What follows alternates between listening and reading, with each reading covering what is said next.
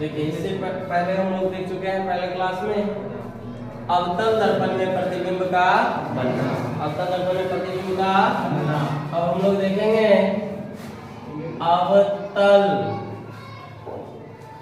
दर्पण का उपयोग। अवतल दर्पण का उपयोग। अवतल दर्पण का उपयोग। तो अवतल दर्पण का उपयोग हजामती दर्पण के रूप में किया जाता है। अवतल दर्पण का उपयोग हजामती दर्पण के रूप में किया जाता है।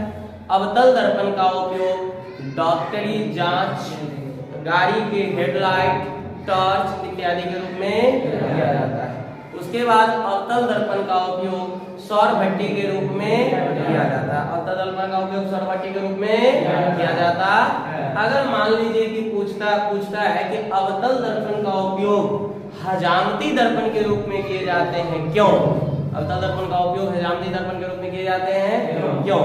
तो हम लोग प्रतिबिंब की स्थिति में देखे थे कि जब वस्तु अवतल दर्पण के निकट हो, जब वस्तु अवतल दर्पण के निकट हो तो उसके द्वारा बना प्रतिबिंब जो है वस्तु के आकार से थोड़ा बड़ा, वस्तु के आकार से थोड़ा बड़ा आभासी व सीधा बनता है, जिसके कारण अवतल दर्पण का उपयोग क्या चीज में किया जाता है? हजामती दर्पण के रूप में किया जाता है। तो हम लोग अगर इसका सीधा से अगर हम लोग लिखेंगे तो चूंकि अवतल दर्पण के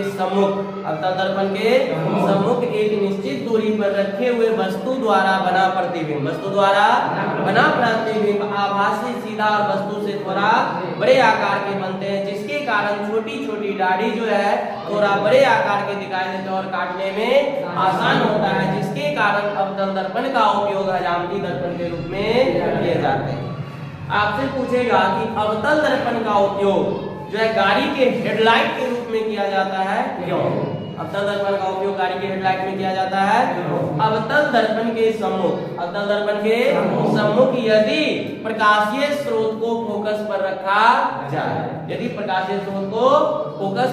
जाए, तो उसके द्वारा उससे प्राप्त परावर्तित प्रकाश की किरणें समांतर किरण कोण प्राप्त होती है, जो अधिक से अधिक दूरी तय करती है, जिसके कारण जो है अवतल दर्पण का उपयोग गाड़ी के जो हेडलाइट के रूप में किया जाता है। दिक्कत इसी प्रकार से हम लोग बोल सकते हैं कि अवतल दर्पण का उपयोग सौर भट्टी के रूप में किया जाता है क्यों? अवतल दर्पण पर अनंत से आती हुई प्रकाश की किरणें या मुख्य अक्ष के समांतर आती हुई प्रकाश की किरणें दर्पण से परावर्तन के बाद एक बिंदु पर अभिसरित हो जाती है या एक बिंदु पर एकत्रित हो जाती है, जिसके कारण उस बिंदु का तापमान अत्यधिक बढ़ जाता है। यही कारण है कि अवतल दर्पण का उपयोग जो है सौर भट्टी के रूप में किया जाता है। ये क्या था? अवतल दर्पण के उपयोग। इसके बाद है हम लोग देखते हैं कि उत्तल दर्पण में प्रतिबिंब का बनना। उत्तल दर्पण में प्रतिबिंब का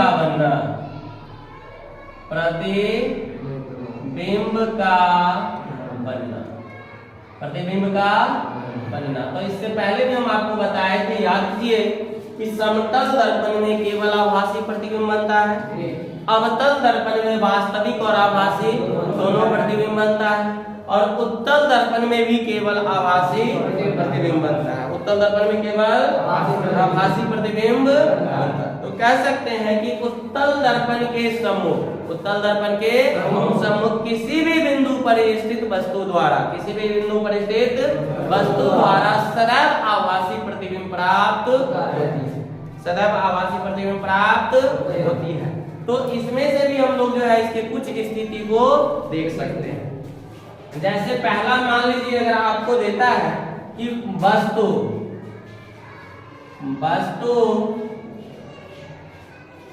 ध्रुव व अनंत के बीच हो,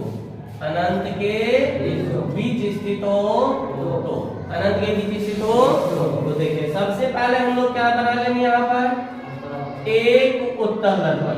क्या बना लेंगे? क्योंकि उत्तल दर्पण में प्रतिबिंब का बना देखा है ना।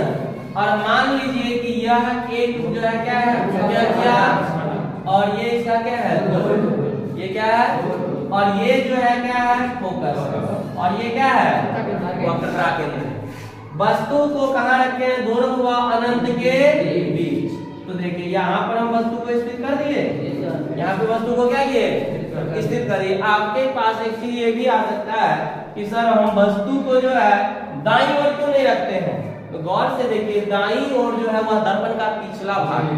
अगर आईने के पीछे जाके हम मुंह देखेंगे तो क्या दिखाई देगा, नहीं। तो वस्तु को हमेशा कहाँ रखा जाएगा, सामने। वस्तु को हमेशा कहाँ रखा जाता है, सामने रखा जाता है। तो देखिए एक प्रकाश की किरण को हमेशा मुख्य अक्ष के समांतर लेते हैं। एक प्रकाश की किरण को हमेशा क्या लेंगे, जो कहां से आती हुई प्रतीत होगी, फोकस से आती हुई प्रतीत होगी। और एक प्रकाश के किरण को किस दिशा में लेंगे, वक्रता केंद्र की दिशा में लेंगे, और ये इसी पथ पर वापस लौट जाएगी। ये इसी पथ पर वापस, तो जहां पर यह एक दूसरे को प्रतिच्छेद करता है यहीं पर क्या बनेगा, प्रतिबिंब बनेगा। तो ए और ये क्या है, और ये ए डैश और ये क्या हो गया।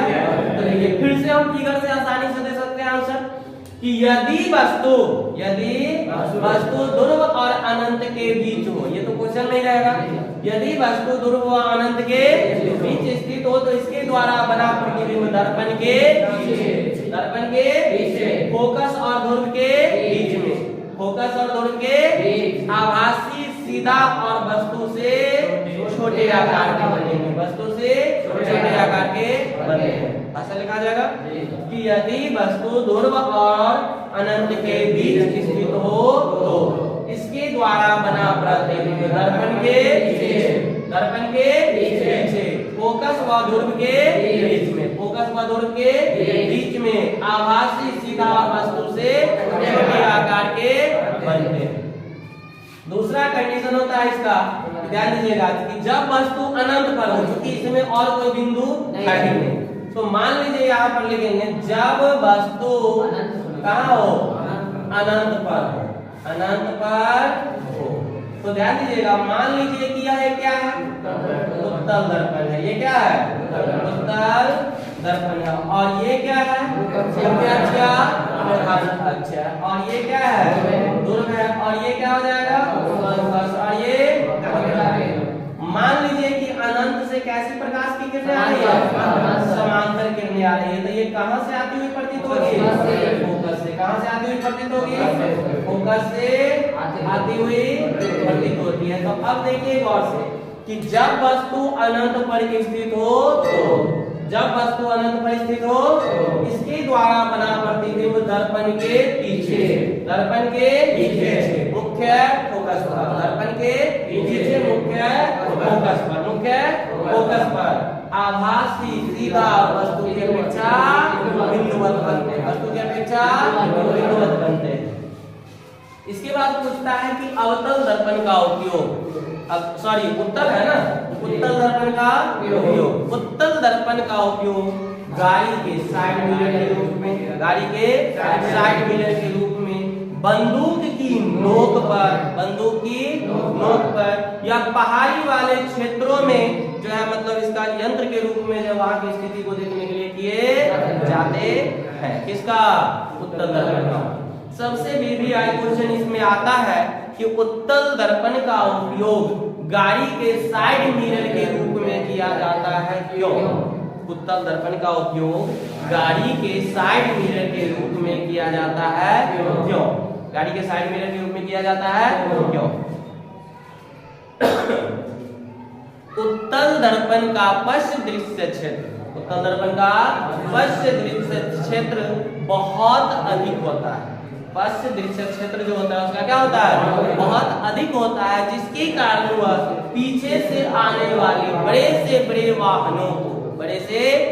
वाहनों को छोटा कर पूर्णतः स्पष्ट रूप से प्रतीत कराता है, जिसके कारण उत्तल दर्पण का उपयोग गाड़ी के साइड मिरर के रूप में किया जाता है।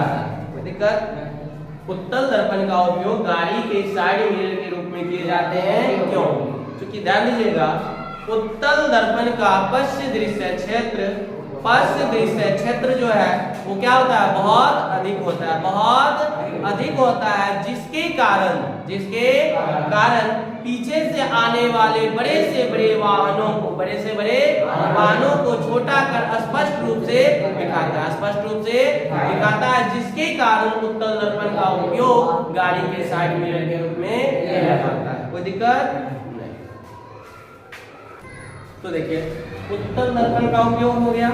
हम लोग इसके बाद दर्पण सूत्र दोनों देख चुके हैं, उत्तल दर्पण में भी और अवतल दर्पण में। इसे पिछले क्लास में आप लोगों को बता दिया गया था।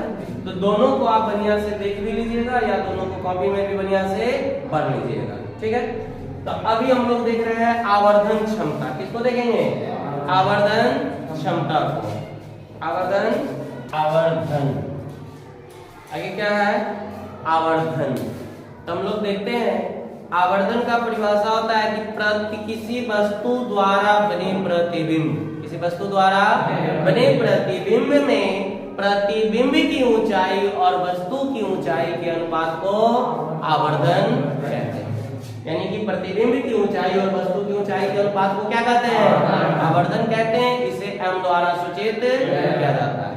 प्रतिबिंब की ऊंचाई और वस्तु की ऊंचाई के अनुपात को आवर्धन कहे जाते हैं। इसे क्या चीज से सूचित करते हैं? m से। क्या चीज से सूचित करते हैं? मान लीजिए कि यदि किसी प्रतिबिंब की ऊंचाई h डैश और वस्तु की ऊंचाई h हो, तो देखिए प्रतिबिंब की ऊंचाई और वस्तु की ऊंचाई के अनुपात को क्या कहते हैं? आवर्धन कहे जाते हैं। हम लोग आवर्धन के लिए आपको एक रिलेशन पूछेगा कि सिद्ध करे कि, ध्यान दीजिएगा, सिद्ध करे कि m बराबर माइनस v बट्टे u। ऐसे भी m बराबर जो है माइनस v बट्टे u, ये जो हमारे दर्पण की प्रकृति पर निर्भर करती है। दर्पण की प्रकृति पर निर्भर करती है कि माइनस होगा या प्लस होता है। तो ये चीज ध्यान रखिएगा। तो हम लोग देखते हैं या आपको देगा कि यानी कि सिद्ध करे कि ये क्या कहते हैं, प्रतिबिंब की दूरी और वस्तु की दूरी का अनुपात जो है उसके आवर्धन के समान होता है। तो यहाँ पर हम लोग आवर्धन फॉर्मूला को सिद्ध करेंगे। देखिए, और बहुत ही आसान होता है। क्वेश्चन में हम यहाँ लिख सकते हैं, देखिए, सिद्ध करे कि m बराबर माइनस v बट्टे u, या आवर्धन का प्रतिबिंब दूरी और वस्तु दूरी के साथ संबंध स्थापित करें। आवर्धन का प्रतिबिंब दूरी और वस्तु दूरी के साथ संबंध स्थापित करें। ये किसी भी प्रकार से आपको पूछ सकता है। तो ध्यान दीजिएगा, हम लोग वैसे दोनों दर्पण के लिए बात सेम ही है। हम लोग अवतल दर्पण में देखते हैं। किसमें देख रहे हैं? अवतल दर्पण में। और ये जब भी कहेगा आपको 2 नंबर में कहेगा सिद्ध करने के लिए, ध्यान दीजिएगा। अब देखिए, ये मान लीजिए कि एक अवतल दर्पण है m और n। अवतल दर्पण है m और n, और ये इसका क्या है? और ये क्या है? फोकस। और ये क्या है? वक्रता केंद्र। ये क्या है? अब मान लीजिए कि एक वस्तु को रखते हैं, कहाँ रख रहे हैं? वक्रता केंद्र और अनंत के बीच में। एक प्रकाश के किरण को मुख्य अक्ष के समांतर लेंगे और ये कहाँ से होकर गुजरेगी? फोकस से होकर गुजरेगी। और एक प्रकाश के किरण को वक्रता केंद्र की दिशा में लेंगे। इसको थोड़ा और आगे बढ़ा लेते हैं। वक्रता केंद्र की दिशा में लेंगे और ये इसी पथ पर वापस क्या होगा? इसी पथ पर वापस। तो जहां एक दूसरे को ये प्रतिच्छेद कर रहे हैं, यहाँ पे क्या बन जाएगा? प्रतिबिंब। अब मान लीजिए कि A और B कोई वस्तु है, A डैश और B डैश उसका क्या है? प्रतिबिंब है। A डैश और B डैश क्या है? प्रतिबिंब है। तो मानने के लिए फिर से वही बात की जो हम लोग फिगर में लिखे हैं उसी को क्या करते हैं? तो ध्यान दीजिएगा, लिखेंगे माना कि अवतल दर्पण के मुख्य अक्ष पर AB कोई वस्तु स्थित है। AB कोई वस्तु स्थित है। AB कोई वस्तु स्थित है। वस्तु स्थित जिसके द्वारा बना प्रतिबिंब बिंब। ध्यान दीजिएगा, ये इसमें पूरा नहीं लिखना है कि बना प्रतिबिंब फोकस और वक्रता केंद्र के बीच में a डैश और b डैश। हम लोग सीधा लिखते हैं a डैश b डैश। अब देखिए, इसीलिए चिन्ह परिपाटी से चिन्ह परिपाटी में देखिए गौर से कि वस्तु और ध्रुव के बीच की दूरी को हम लोग क्या बोलेंगे? वस्तु दूरी माइनस होगा या प्लस माइनस होगा ना, और प्रतिबिंब व ध्रुव के बीच की दूरी को प्रतिबिंब दूरी।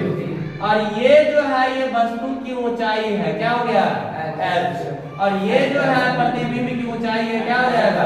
Minus h dash. क्या हो जाएगा? ध्यान दीजिएगा, ये प्रतिबिंब की ऊंचाई माइनस h डैश और ये वस्तु की ऊंचाई h है। तो देखिए, वस्तु की ऊंचाई क्या हो जाएगा? बराबर AB बराबर h। प्रतिबिंब की ऊंचाई बराबर क्या हो जाएगा? a डैश b डैश बराबर माइनस h डैश, क्योंकि मुख्य अक्ष से क्या है? नीचे की ओर। उसके बाद देखिए वस्तु दूरी बताइए, तो वस्तु दूरी इसमें क्या है? ध्यान दीजिएगा, वस्तु दूरी PB क्या है? PB तथा प्रतिबिंब दूरी बराबर। तो देखिए, वस्तु दूरी PB डैश बराबर क्या हो गया? माइनस, और प्रतिबिंब दूरी PB होगा, ये क्या है? PB है, और वस्तु दूरी PB बराबर माइनस u, और प्रतिबिंब दूरी PB डैश बराबर माइनस u। कोई दिक्कत? अब आ जाइए, हम लोग लेते हैं चित्र से। क्या लेंगे? चित्र से। देखिए, एक त्रिभुज है ABP जो डॉट लाइन से आगे की ओर गया है, ABP, और एक त्रिभुज है A dash B dash P, A dash B dash P। तो देखिए लेते हैं, इसीलिए त्रिभुज A dash B dash P तथा त्रिभुज ABP में। अब देखिए, दोनों समकोण त्रिभुज है ना, दोनों क्या है? हम लोग दर्पण सूत्र में बढ़िया से देख चुके हैं। दर्पण सूत्र यदि पढ़ लिया है तो इसको एक बार देखोगे, दूसरा बार देखने की जरूरत नहीं पड़ेगी। तो दोनों समकोण त्रिभुज है, दोनों क्या है? समकोण त्रिभुज है। तो इसीलिए त्रिभुज A dash B dash P समरूप हो जाएगा त्रिभुज ABP के। हम लोग को मालूम है समरूप त्रिभुज के संगत भुजाओं का अनुपात समान होता है। तो संगत भुजा में लीजिए लंब बटे लंब, इसका लंब है A डैश B डैश और इसका क्या है? AB। तो देखिए A डैश B डैश अब बटे क्या है? AB। अब बराबर आधार लीजिए, इसका आधार क्या है? BB डैश, बटा में क्या है? BB, इसका आधार क्या है? BB है। तेसरका की जरूरत नहीं होती है। तो अब देखिए यहाँ पर A डैश B डैश बराबर कितना है? माइनस h, और AB बराबर कितना है? h बराबर PB डैश कितना है? h डैश है, और PB डैश बराबर कितना है? माइनस a, और PB बराबर कितना है? ध्यान दीजिए माइनस u। तो ये माइनस से माइनस को कैंसिल हो गया, या देखिए माइनस h डैश बटे h बराबर b बटे u, या h डैश बटे h बराबर माइनस b बटे u लिख सकते हैं। या इसको मान लीजिए कि दोनों और माइनस से गुना कर दिए तो भी माइनस वाला इधर आ जाएगा और इधर वाला क्या हो जाएगा? प्लस।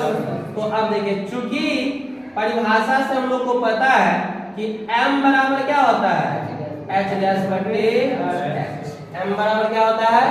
h डैश बटे, तो इसीलिए h डैश बटे h के जगह पर हम लोग क्या पुट कर देंगे? m बराबर माइनस b बटे u, m बराबर माइनस b बटे, यही हमें क्या करना था? प्रूव करना था। उत्तल दर्पण में भी ऐसे ही, मतलब दर्पण सूत्र के आधार पे आपको ये जो आवर्धन सिद्ध हो जाती है। 2 नंबर में हमेशा पूछेगा m बराबर माइनस b बटे u किसी एक दर्पण पर। अगर 5 नंबर में देगा तो दोनों दर्पण में पूछेगा। चलिए, तो धन्यवाद, इसको बढ़िया से देखिए। चलिए, तो हम लोग आवर्धन देख लिए, लगभग पहला चैप्टर हम लोग का क्या हुआ? क्लियर हो गया। अब रिवीजन से पहले हम लोग ये दर्पण सूत्र आवर्धन पर जो है 2 4 5 न्यूमेरिकल कर लेंगे, जो अगर एग्जाम में 5 नंबर में अगर डालता है तो हम लोग के लिए प्लस पॉइंट रहेगी, और उसके बाद हम लोग दूसरे चैप्टर का रिवीजन स्टार्ट कर लेंगे।